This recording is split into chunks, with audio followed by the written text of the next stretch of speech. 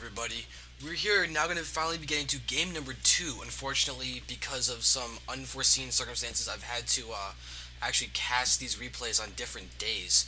So I do not remember as much that happened in the first game. However, actually, first I want to say that we are watching DuckloadRa, aka White-Ra, going up against MouzNaama. Very, very solid PvT. Both these players are very, very skilled. And I'm actually really excited to see what's going on.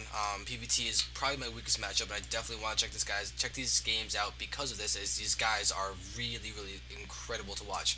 I am unfortunately feeling a little bit under the weather. I'm not feeling too great, but hopefully these games will make up for that in their amazingness. So I'm definitely looking forward to seeing what these guys are going to do. It's going to be PvT on Xel'Naga Caverns. Definitely a very well-known, well-liked map. And I'm definitely looking forward to seeing a macro game, really seeing the strategies and really solid play from both these players as they come out in this game. Something I do want to note right off the bat is the fact that White-Ra, after getting one probe on every single one of these mineral patches, is actually going to be getting the probes to mine from the most efficient mineral patches possible. You can see that the first ones that have two guys on them are these four over here, trying to be as optimal as he possibly can. I accidentally clicked on that one instead of this one. But it's definitely going to be cool. It's always good to see little aspects of play like that are always interesting. Notice the re-rally on the Nexus as he builds certain buildings. Interestingly enough, I don't think either player has scouted yet. That's actually a little weird. Normally you see a Protoss scout after the gateway, but here we have White-Ra, who's actually scouting only now. Is he going to scout? He's not going to scout. I guess he's feeling incredibly safe for some reason. Not quite sure why, but for some reason DuckloadRa is feeling perfectly safe. He's probably going to scout after this cybernetics core. Alright, I guess he feels good to scout after the cybernetics core. It's a little bit weird, but he is a much better player than I am, so I'm not exactly going to dispute him doing whatever he wants to. So now we're going to be here, we're going to watch as this SCV is going to go some weird path, not the direct path, but wow, White-Ra is... Okay, I'm sorry to be so taken aback by this scouting pattern, but it is just strange to see that he's choosing to go over here. I guess he's... White-Ra might be functioning under the assumption of the fact that Naama's going to get a Marine out in time, so he's not going to get a scout anyway. Therefore, he's going to scout around for proxies, strange things, and then just function normally in response to what he sees. Now, we do see Naama going for a barracks with a tech lab and going for a fast Marauder after one Marine.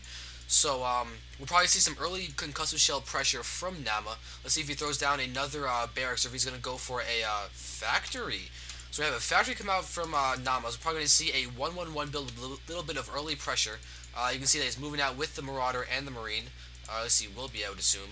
And White-Ra is right now on his one gate, getting a second expansion up.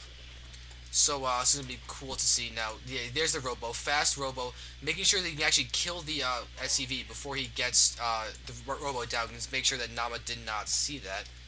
Yeah, Naama does not know about the Robo, so good timing for White-Ra to get out that Robo. Alright, White-Ra is now getting control of the watchtowers. They're going to move out with his Stalker and that, but is that the Marine over here? But where's the Marauders are over here? Oh, if Naama had his Marauders over here by the watchtower, then he could actually pick off the Stalker. Is White-Ra going to pull back into... White-Ra, really good timing. If he had tried to get the last shot on this Marine, then that Stalker would have gone down to both these Marauders, and losing that first Stalker in PvT is so detrimental to really playing well. So it's great to see White-Ra playing that well. And look at this. He saw the early Marauders, knows that pressure's coming, he's going to get out one Immortal and before the Observer, because if Naama decides to push with these guys, he could do a ton of damage, but it seems that Naama just pulled back and sent his Marauders into the bunker, so he'll be okay. We do have a Starport going for the Tech Lab quickly. I'm definitely going to be expecting either a Raven or a Banshee to come out with this. Judging by the minerals and everything here, probably going to be a Raven. I'm going to guess as Ravens are 100, 200. He's waiting to get the 200 gas, and okay, I'm wrong. It's going to be a Banshee. The Banshees also cost 150, so I guess he built a SCV and then the Banshee.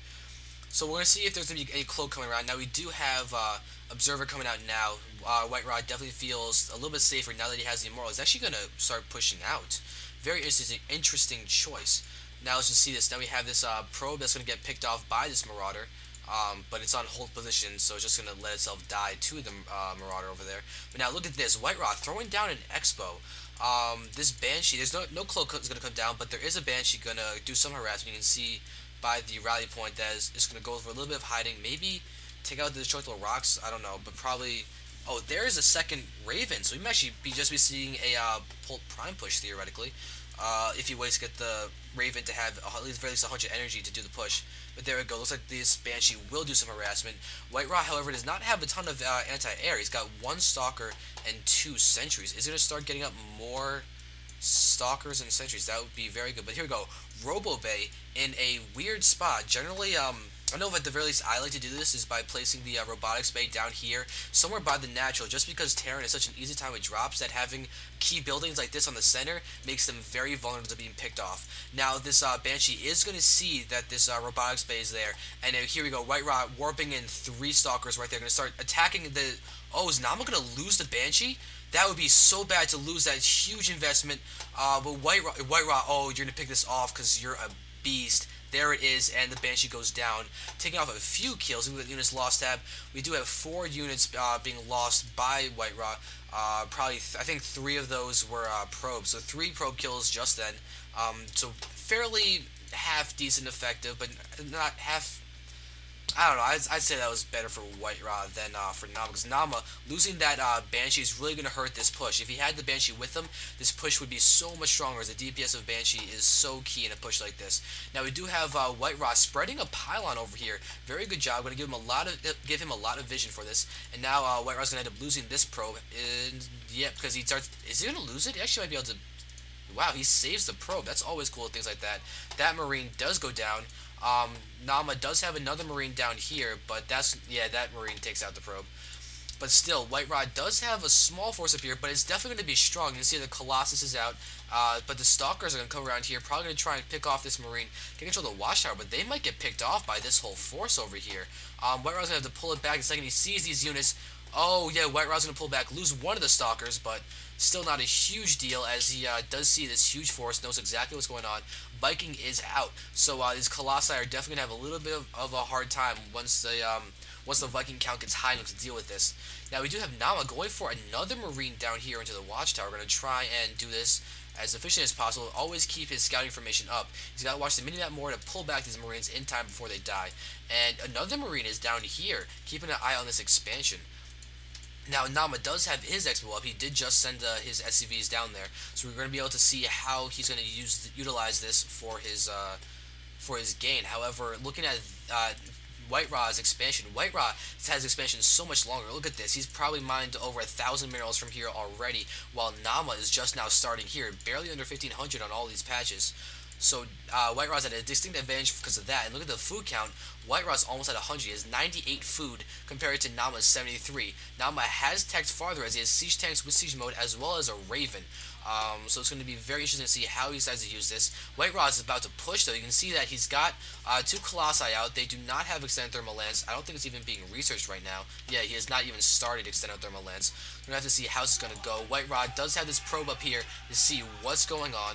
Now, Naama is definitely pulling back, feeling very, very pressured. He's throwing down a few bunkers right now because he knows the attack is coming. If Whiterot can hit before those bunkers go up, that would definitely be key. But look at this. Naama going to have to retreat with these guys in a weird, weird fashion. But, oh, is that Viking going to go... Viking does not go down. That's actually really unfortunate. If Whiterot can keep the Viking count down, his Colossus count will stay up. And that'll definitely help him a lot. But look at this. Naama throwing down auto turrets preemptively.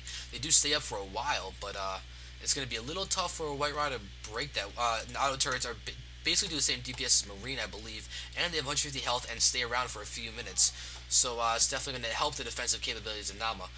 However, Whiterot is not attacking. He feels pretty secure and is just going to threaten the attack and maybe get up his gold. Probably going to get up his gold as he pushes to take out Naama. Naama, what's his Viking count? Only 3 Vikings. That's definitely going to hurt him a little bit. He's not producing any more. He's getting a reactor. Actually, I think that's a definite mistake. I really think he should have switched off this factory, this barracks with the starport in order to get the starport with the reactor in order to get the Vikings out ASAP. He really needs that. Look at this. Whiterot's got 3 Colossi out now. He's now begun researching his 10th one. As you can see, there it is. And look at this, Gateway's coming out, White Ra's preparing to transition, probably wants to start setting up his High Templar tech to do that. He's getting charged right now, he's throwing down a force, he's getting his upgrades and all that, but look at the pylon placement. I'm really liking this. Definitely going to help him out with scouting and doing all that. He's got a large army up here in the middle of the map. Now, Naama is still behind in terms of macro. He's feeling comfortable enough to salvage one of his bunkers, but he's kind of in a rough spot. White Ra's army is looking pretty beefy right now. He's got 4 Colossi out. The Extended Lance has finished. His Zealots, his 15 Zealots are going to have charge in a moment. But here we go. This pylon's going to get taken out.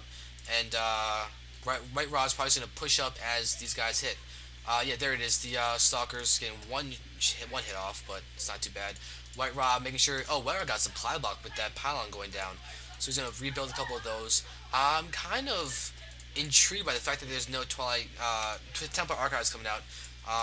White Ra is going to continue to macro up. He's this supply block is kind of hurting him more than I thought it would. Now, let's just see what Naama's going to do. Naama is getting a lot of Marines and Marauders over here. This Raven is out. It definitely has enough for a point defense, so that could definitely help him.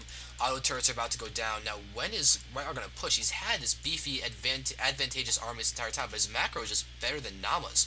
164 food to the 128 of Naama. Now, White Ra's now breaking down these rocks in the back. Going to help him a lot. I think White Ra is just waiting for charge to start his push. But you can see that his 5 Colossi out right now are in a little bit of a weird spot. However, with these spider pylons, he will be able to know if Naama is going to push for the attack. It's going to help him as White Ra is going to be able to start trying to set up the infrastructure. Like, there he is. He's definitely got enough to get this gold, and he might want to do that soon. He does have pylons back here to spot to see if Naama is going to go for a weird break in the back.